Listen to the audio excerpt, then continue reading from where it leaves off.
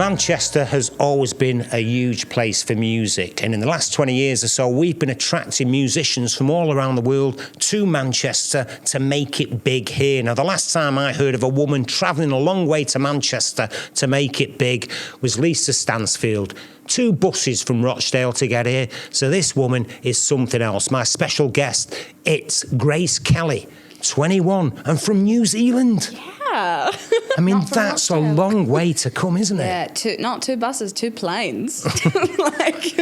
Takes a long time. So what was it about Manchester that made you think, well, I've got to go there? Well, I've got family friends that live here, so I was coming to sort of visit them and was like, I can find my feet, hang out with them. I didn't know anybody that lived in London or anywhere else in the UK, and when I got my visa, secretly, whisper it, I was thinking I was going to go to London just because that's sort of what you're told you're meant to do, I guess. And then I was in Manchester and I just loved it. And I was like, it's just better here. I don't know. It just felt right. And so I just ended up staying and haven't left. And you've been here for 2 years, so 19. Yeah.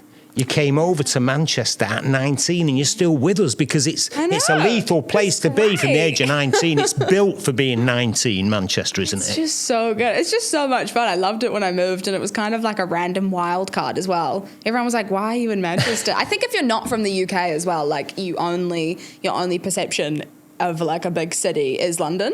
And so when all my music mates were like, what are you doing in Manchester? I was like, come on, like it's the place to be. So I just keep trying to convince everybody to move over here. So I got my fiddle player to move over and she loves it, and she's touring at the moment back in New Zealand, but I just keep trying to drag all my friends here. I'm just going to relocate everyone and just we'll all hang out here. It's great. Well, I mean, I actually went down to London, when I was 18, 19, but I missed Manchester because I thought London for that age was a bit boring. No, it's the best. Cheaper pints as well, come on. Yeah, but that's what I'm saying. I thought London was a bit boring compared to Manchester, even back then, because it wasn't as built for young people and it was kind of more expensive. Yeah, well, exactly. And, like, I love visiting London. I think it's great that it's a 2-hour train ride away. Like, that's so much fun. But it's just quite overstimulating and a lot. And it's fun I like if I go to London pretending I'm on holiday. It's just like money doesn't matter and you just worry about that when you get home, which now is Manchester. So how has your musical journey in Manchester been going? Because it's a tough time nowadays to be a musician. Yeah, it's been good. It was obviously a big reset, sort of moving away and not knowing anybody, especially in the music industry over here. But it's been great. Everyone's just so lovely and welcoming, and I think everybody sort of acknowledges the fact that you have moved from the other side of the world, and they're like, wow, okay, you must really want to do it. So everyone's been really lovely, and it's just still finding my feet and learning the industry over here and contacts and connections, and just even like getting a band together was like, I just want the best musicians, and everyone's just been so great. And there's so much talent here, and like I'm a full-time musician now doing not my own stuff, but it's like there's so much opportunity for music. Like, it's just, I love it. It's great. I mean, you have got a great voice. You've got a style. It's kind of that countryish type style, which, again, is a kind of an eternal style in some ways, because it's all about writing great songs. Yeah. I mean, do you do the covers for the money, or are you busy writing your own stuff?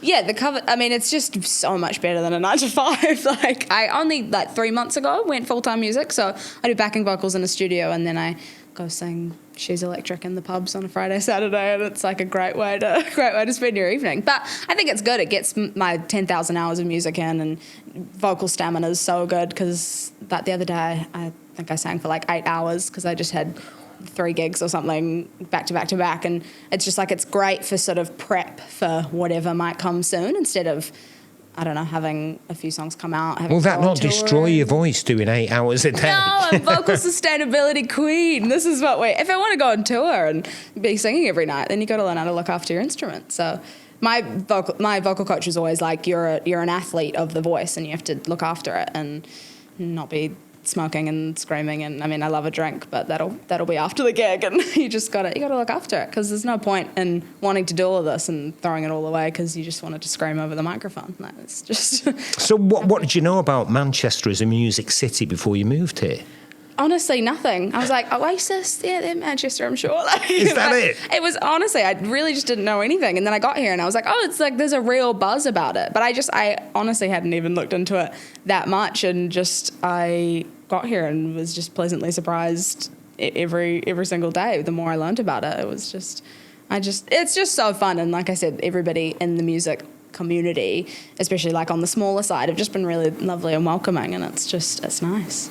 Let's rewind. Rewind. I believe you've got an EP out at the moment, haven't you? Yeah. 5 tracks, I believe. Yeah, it's called Table for One. And I wrote it about moving to the other side of the world, going through a heartbreak, and I obviously moved not having any friends or anything over here, and I used to go to this coffee shop because I'm a coffee snob, because I'm from New Zealand and we love coffee. So I'd go to, I don't know if you know Pot Kettle Black in Deansgate. It was great. Went there almost every day, and I'd be like, hi, just a table for one, thanks. And then I'd get there and they'd be like, oh, table for one's here. Like, I literally went every day for I don't know how many months, and then just something about it, I was like, that's got a good ring to it. And big life change, I think, fuels a lot of great songs. So I just was writing every day, multiple times a day, all the songs. And so then I just put together an EP and was like, this is great. Let's So put it out. when you moved to Manchester age 19, was that because you were splitting up with whatever guy you were with at the time? No, it was to come and pursue music, because it was end of COVID, and so we were still locked down and I wasn't doing music. And I think also all of my mates were going off to uni and sort of progressing in life, and I just felt a little bit stuck, and I knew I wanted to move eventually either to the UK or the US. It's obviously a lot easier getting a visa for the UK. So I was like, brilliant, let's do it. And then I just, it was to do music, and then that was like not doing long distance and got to go do my thing. So.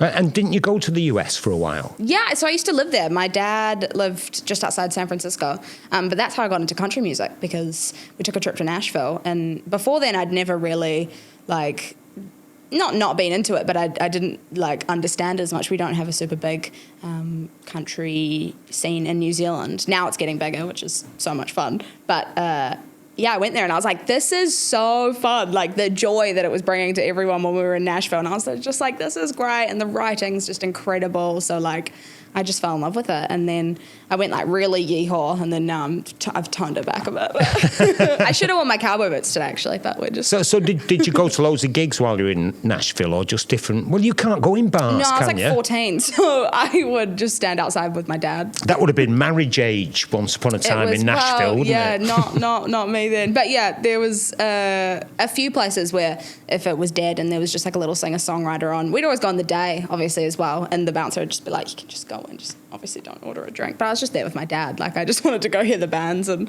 hear the music. But it was just amazing. The songwriting and the level of musicianship there's just unbelievable. Nothing I've ever seen. They're freaks. In the best way. So when you do your covers, you said you do Oasis, She's Electric, blah blah blah. I mean, did you do country songs at all? Yeah, of course. Love a bit of Shania Twain. I just try. The Friday and Saturdays used to scare me, a late Friday, Saturday, because I was like, what if I don't have enough songs? Because I just had random stuff that I like to play. And then I think the covers stuff's great because it's selfless, as opposed to my stuff is because I want to do it. Not that I don't want to do the cover stuff, but it's a selfless evening. If someone wants to hear a song and you can play it, play it. You're not there for you. You're there to give people a beautiful evening and have a good time. So it's really fun. Yeah, I do Shania Twain and whatever else anybody wants to hear. Well, I mean, also the Beatles used to do loads of covers, didn't they? Early days, Isley Brothers, Twist and Shout, all of that. And in fact, that's almost how they knew how to write commercial songs themselves later on. Exactly. You sort of learn what people enjoy and what people buzz off, and it's even just silly stuff for figuring out a good key for a song and being I love singing in that I do a lot in there. Okay, that'll be the next song that I write, because often I write things that are just a stupid melody and I'm just doing it because that's the chords that I've chosen that day, and I'm like, should have just transposed it, but so it's great. I love it. So, I mean, listen, all that courage, you came over here age 19. Mm-hmm. Obviously, you didn't know what a groovy place it was to be young in. God, you're only 21 now, but so you've got all this experience. Mm. You've done a lot of stuff. You've got your EP out, and yet you've not got any manager. I know. It's tough out here. I think it's great. It's a time where so many people can do music, and it's a legitimate thing that they can explore, and it's more accepted, I think, to do music as an actual career. But not been approached by anyone. I don't know a lot of managers in Manchester as well, and I think for a little bit it's also about trying to be my own manager to sort of learn the ropes because that's what you want to do, and then there'll be a time when I need a manager. I mean, I'd love if at least guardian angel came and just was at like, least doing it yourself, you'll know if your manager's any good or not. Oh yeah, exactly. My goal for the start of this year was to get to the end of the year and go, oh, I was a great manager to myself. So she's not been fired yet, so this is good. Okay, fantastic. We're doing okay. Right. Listen, would you move from Manchester now? So have you got something where you'd have to move to London or? I think the right opportunity would just have to present itself. I love it. You'd just brush us aside, would you? Absolutely. See you never. Pop star, I'm on the way. No, but there's nothing calling me anywhere else at the moment, and I think it's just a fun city to live in. Like I think it's funny when people visit sometimes. I'm like, because there's not a lot of touristy things to do, but I'm like, it's not a London. Like when people come to the covers gigs and they're like on their honeymoon in Manchester, I'm like, that's an odd choice. But then again, I moved here, so it's like... Yeah, well, I used to like it when we get various American artists that come over, you know, like, I remember Billy Corgan, you know, Smashing Pumpkins coming and going, Manchester, what a effing shithole. And loads of them, loads of them in the audience were getting a bit Liam Gallagher about it, going, yeah, mate, watch out. Whereas I thought, well, at least he's not just stayed in his hotel room. Yeah, exactly. He's come out and had a look around. Exactly, I love it. We've got nice individual buildings, but all put together, it's not the nicest place, is it? No, you got to keep your wits about you. Piccadilly Gardens. Oh, Market Street. Yeah, gotta look out for those crackheads. But hey ho. Right, you're gonna play a tune for us now, aren't you? Yeah, I'd love to. Live. Yeah. Tell us a little bit about this one. Carry On, it's called. It was the single for the EP. Secretly, it's like the favourite child off of the EP. I think it's my favourite one. And I wrote it about leaving my ex-boyfriend at the airport. Like that was sort of the last time that we said goodbye. Was literally at the airport. I'm like about to go through security. It's like, hey, no, that's what I was inferring. So, yeah. Listen, Doug, and I'm not the most romantic guy, but if somebody said, right, I'm moving from New Zealand to the UK, I'd be like, well, you're an ex. Yeah, God, I'm just a terrible person. I think he was actually, we were at mine and he's a musician because that's just what I go for. Musicians go for musicians, don't they? But he was downstairs practicing guitar and I was booking my flights. And then I just sort of went downstairs and was like, hey, by the way, my flight's in a couple of weeks, so I'm going to be going to Manchester. That was good. So props to him. He's actually the producer on Table for One. So right, cool. yeah. We were best mates before we started dating, and he's a great producer, and we've done so much music together, and we're still on good friendly terms. And I basically just came back and was like, lots of the songs are about you, but like we can rent out a great studio, like have fun. So traumatic or not, I don't know. I think he thinks I'm a terrible person, but that's okay. Fantastic. That's okay. Got me some songs. So this is what I said. Your own stuff is selfish. I've not even heard the tune and I'm already crying. Exactly. Yeah. I think it's a good warning tale about dating me. Right, well, maybe. Go and get your guitar and let's have a do listen. it. And this is the fantastic Grace Kelly, a song about how love is just one big veil of tears. Carry On.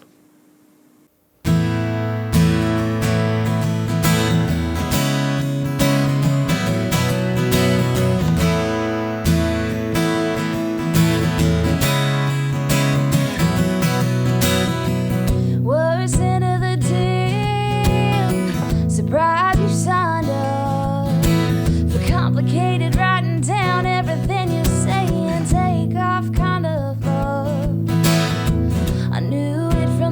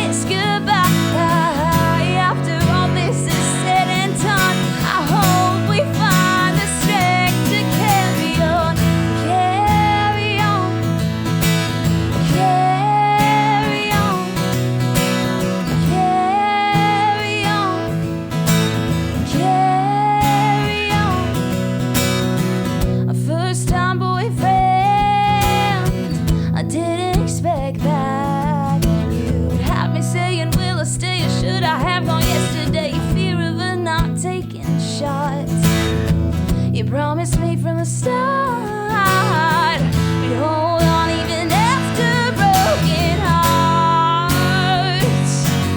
I hold my heart as it scars, bring you in my carry-on. But my flight's in an hour and I gotta get gone. I'm hoping for things to go back to how they were before. Now I just lie, just another kiss goodbye. After all this is said and done, I hope we find the strength to carry on.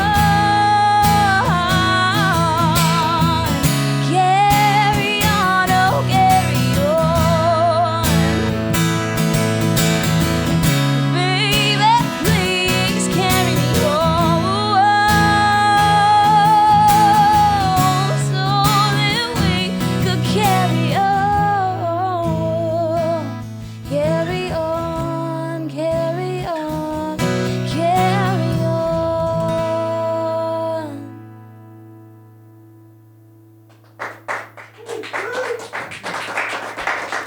Thanks.